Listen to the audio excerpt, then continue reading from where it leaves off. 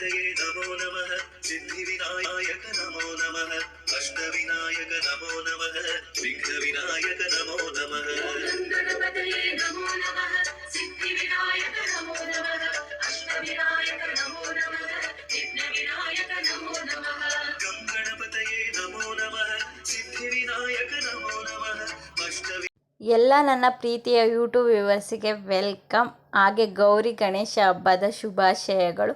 ನೀವು ಯಾವ ರೀತಿ ನಿಮ್ಮ ಮನೇಲಿ ಗೌರಿ ಗಣೇಶ ಹಬ್ಬ ಮಾಡಿದ್ರಿ ಅಂತ ಹೇಳ್ಕೊಳ್ಳಿ.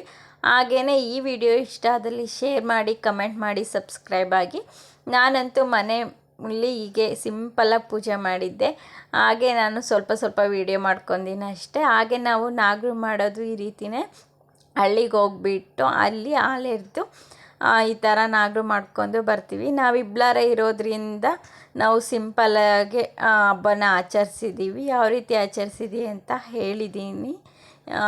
ನಾವು ಇವತ್ತು ಎಡೆಗೆ ಬಂದು ಕರ್ಜಿಕಾಯಿ, ಹಾಗೆಯೇ ರಸಾಯನ, ಹಾಗೆ ಕೋಸಂಬರಿ, ಹಾಗೆ ಅವಲಕ್ಕಿ, ಉಸ್ಲಿ. ನಾನು ಗಣೇಶನ ವಿಗ್ರಹ ಸಂಕಷ್ಟಿಲೆಲ್ಲ ಪೂಜಿಸೋದ್ರಿಂದ ಇವತ್ತೂ ಇಟ್ಟು ಗಣೇಶನ ಹಬ್ಬನೇ ಆಗಿರೋದ್ರಿಂದ ಪೂಜೆ ಮಾಡಿದ್ದೀನಿ.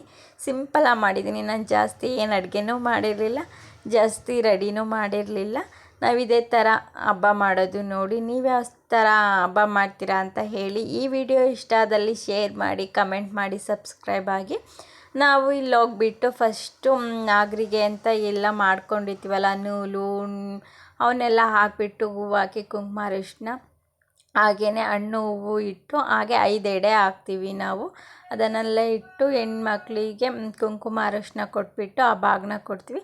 ಹಾಗೆ ನಮ್ಮೂರಲ್ಲಿ ದೇವಸ್ಥಾನಗಳಿಗೆಲ್ಲ ಮಂಗಳಾರತಿ ಮಾಡಿಸ್ಕೊಂಬಿಟ್ಟು ನಾವು ಪೂಜೆ ಎಲ್ಲ ಮುಗಿಸ್ಕೊಂಡು ಜೊತೆಗೆ ನಾನು ನಮ್ಮ ಮನೆಯವರು ಬಂದು ಮನೆಯಲ್ಲಿ ಹಬ್ಬದ ಅಡುಗೆ ಮಾಡಿದ್ವಲ್ಲ, ಊಟ ಮಾಡಿದ್ವಿ.